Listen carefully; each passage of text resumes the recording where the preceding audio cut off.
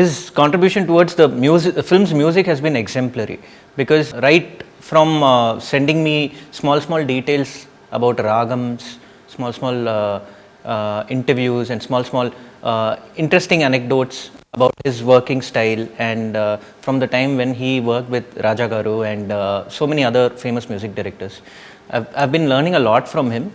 Right from the start of the project, this whole journey has been very satisfying for me. The X factor, I would say, is Hanu is eccentric and I am equally eccentric. So it is like two mad people making music and making a very good film, which touches the core of the audience. Hanu and me always have this kind of one gentle fight about which song is better. I'm very happy with the response that we've got on the songs, because on the musical side we've tried to be very rich. I have not used even one single plastic sound in the album. The movie is as real as it can get, and the songs are as organic as they can be. So I've done maximum effort from my. This is probably my best work till date. So it's an album that will stand. Hopefully it will stand the test of time. See, one is we all miss SPB sir.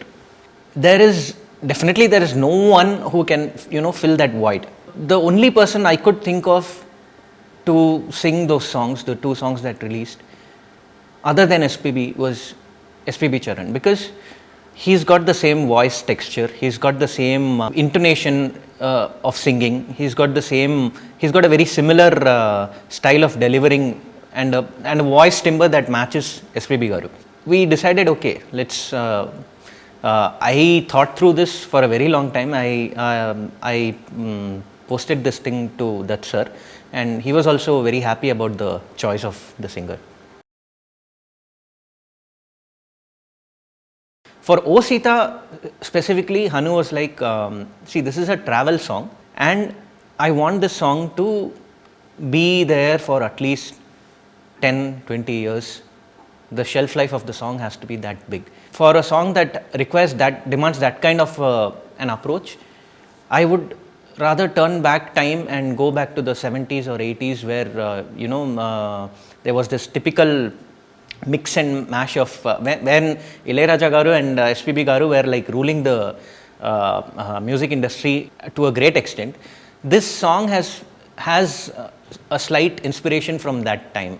So it is like turning the clock back in time to probably the 70s or the 80s. So that was the brief given to me. Intandam song was the song that was first done for the film. Initially it was a rain song, but the way they have shot it, a rain song would just be an understatement. Right now it is on a completely different level. The song is melodious. The song is soothing, and I have not used any synthetic instruments. I have only gone with everything live. So it's a lot of hard work put, and the kids who sang in the song, the chorus portion of the song, that then Meena, Punya ma'am, it's a lot of work put in by not just me, it is by the entire team, my wife, my engineers, all the instrumentalists, everyone. I wouldn't say I have faced any challenges. Yes, there are a few challenges in making every song sound different. When I decided to sit and compose for this film, one thing was that since I'm not going to use any electronic instrument or any any synthetic instrument, I decided that every song should sound different. So the wide range of instruments that I've used, live instruments that I've used, mark for the difference in each and every song. That was the challenging part, because composing a classy tune, it comes naturally to me, but something that is very that holds the test of time, that comes only through live instruments and organic music. So I've tried my best to push that. Actually, the film is such that you do not require a song like that, because the film is very real. it is not a usual, it's not a very, very light-hearted film. This film will really, when you go and watch it in theaters, it will really do something to you, because it's deep, it is real, and it is, when we see these regular films, we have this hero intro and we have this heroine intro. That kind of grammar is not there in Sita Ramam. It is very, very real and rooted, and it really, it's like when how people used to be when in the 1960s and 70s, how people really used to be. That is the way it's been shot, and that is the character of the film. So this film actually does not require anything like that. Mainly, what I've done is, I've done a small research based on songs that came out in between 1960s and 1980s, Telugu film songs. And one thing peculiar that I found out in all these songs were that they were mostly based on Hindolam raga. So I have not gone and used Hindolam raga, because I wanted this song to, though I wanted it to sound periodical, but at the same time the usage of instruments and everything has been done according to that time. Like we have veena, we have violin, flute, guitar, and there is a certain plethora of Middle Eastern instruments that I have used in the film. The other few songs that were hits in between 1960s and 80s were from other ragams.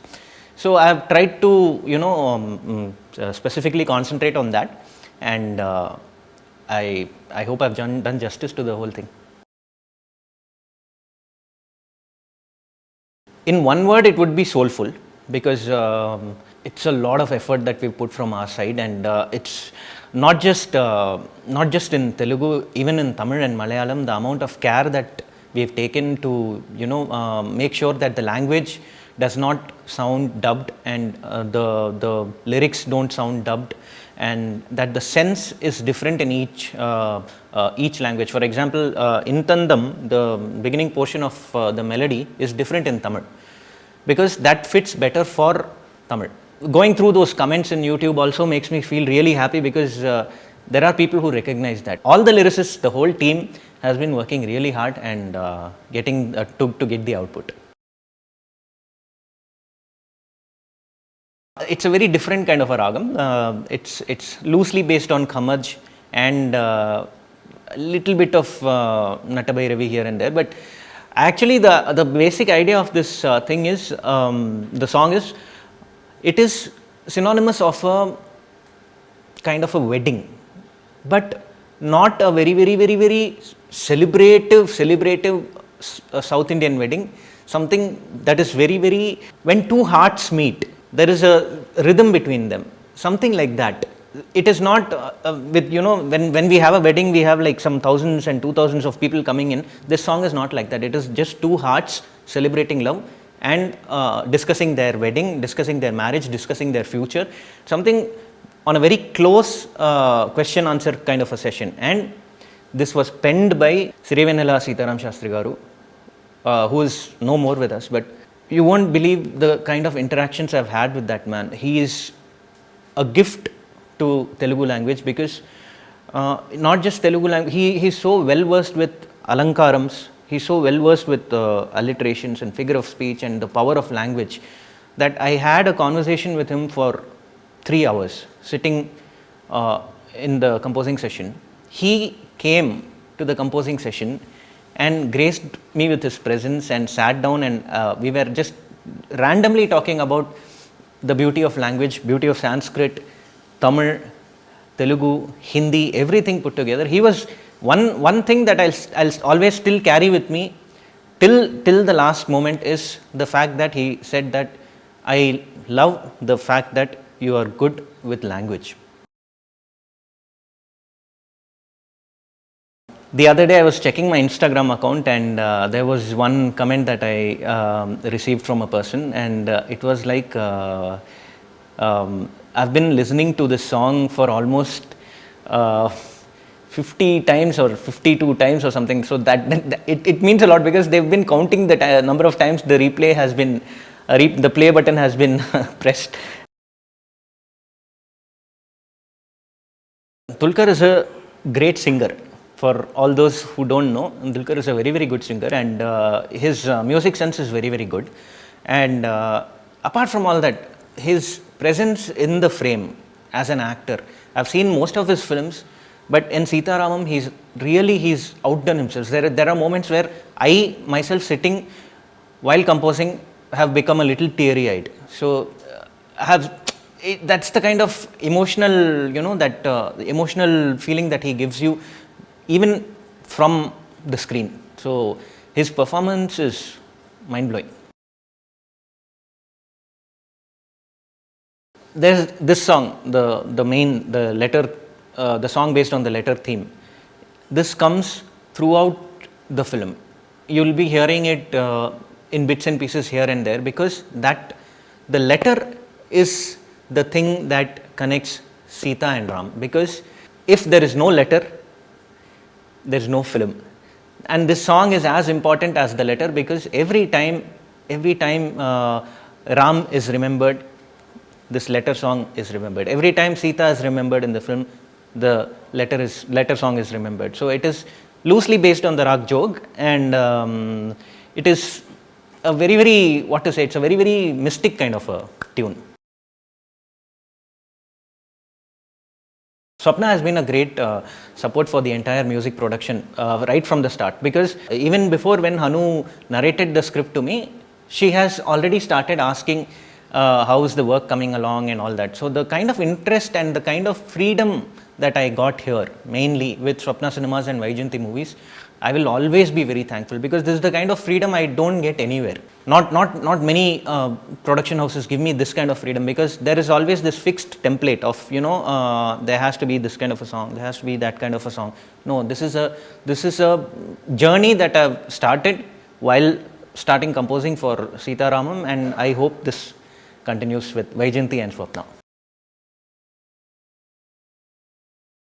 Thank you so much.